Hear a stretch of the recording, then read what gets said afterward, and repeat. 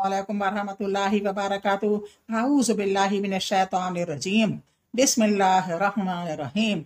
Rabbi इश्रह ली सदरी व यस्सिर ली अमरी वहलुल उक़दतम मिन लिसानी यफ़क़हू क़ौली।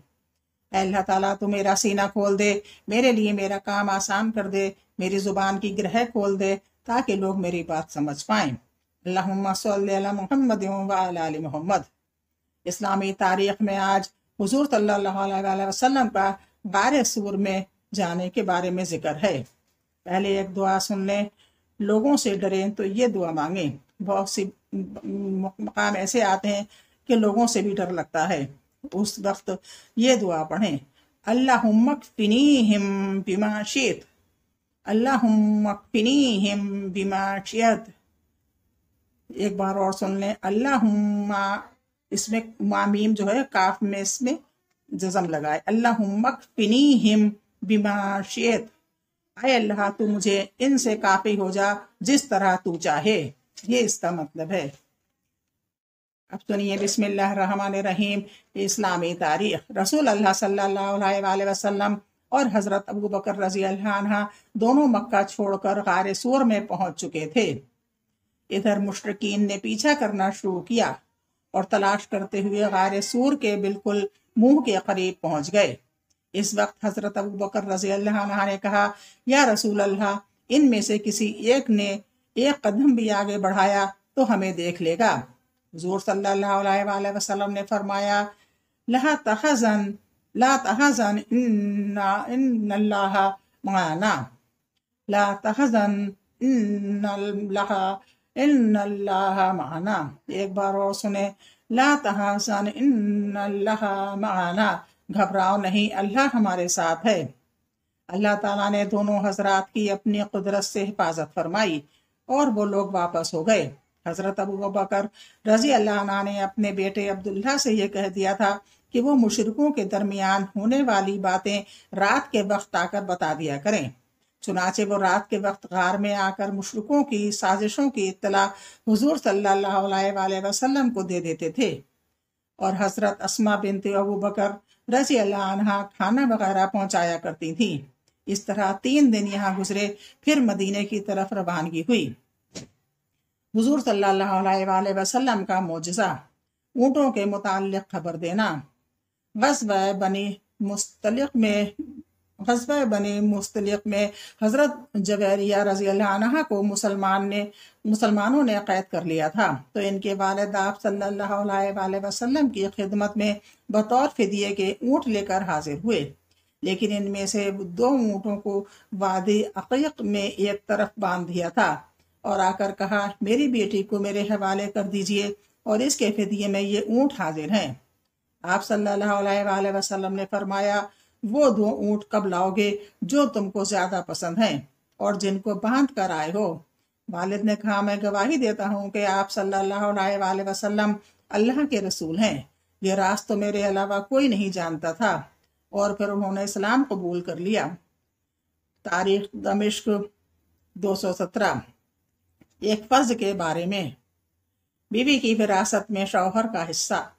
कुरान में अल्लाह ताला फरमाता है, तुम्हारे लिए तुम्हारी बीवियों को छोड़े हुए माल में से आधा हिस्सा है, जबकि इनका कोई औलाद न हो, और अगर इनकी औलाद हो तो तुम्हारी बीवियों के छोड़े हुए माल में 1/4 हिस्सा है। तुम्हें यह हिस्सा इनकी वसीयत और कर्ज अदा करने के बाद मिलेगा। सूरह निसा 12 आयत। एक सुन्नत के बारे में। मौत की सख्ती के वक्त की दुआ।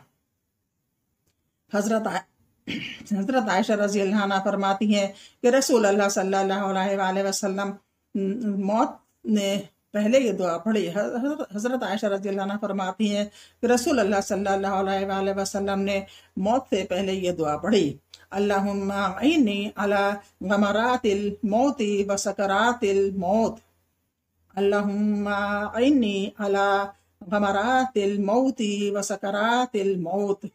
अल्लाह, तर्जुमा, अल्लाह मौत की सख्तियों और बेहोशियों पर मेरी मदद फरमा। तिरंदी 978। एक अहम अमल की फजीलत। वज़ू करके इमाम के साथ नमाज अदा करना। रसूल अल्लाह सल्लल्लाहु अलैहि वसल्लम ने फरमाया, जिसने अच्छी तरह मुकम्मल वज़ू किया پھر فرض نماز ادا کرنے کے لیے گیا اور امام کے ساتھ نماز پڑھی، اس کے صغیرہ گناہ معاف کر دیے جاتے ہیں۔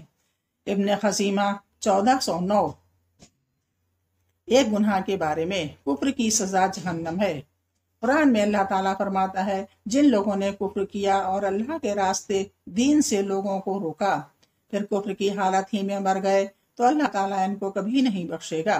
سورہ محمد 34۔ دنیا کے بارے میں، آخرت دنیا سے بہتر ہے۔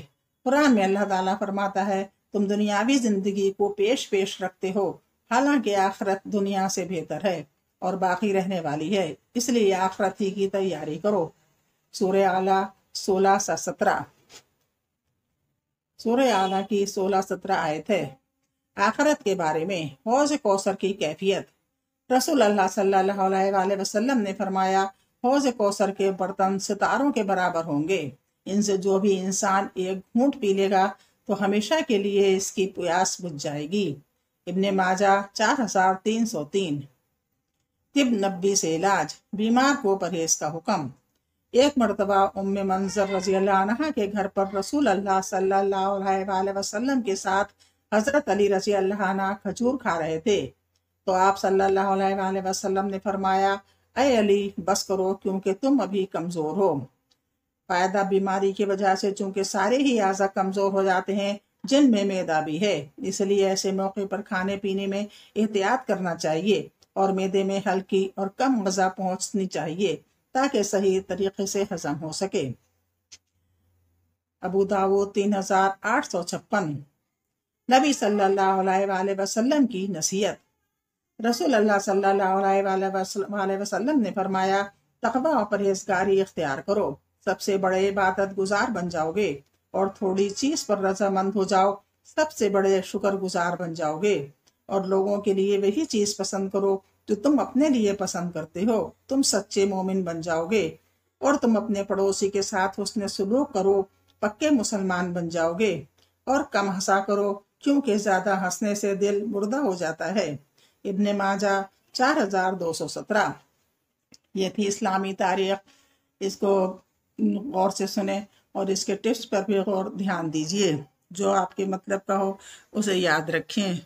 اللہ حافظ۔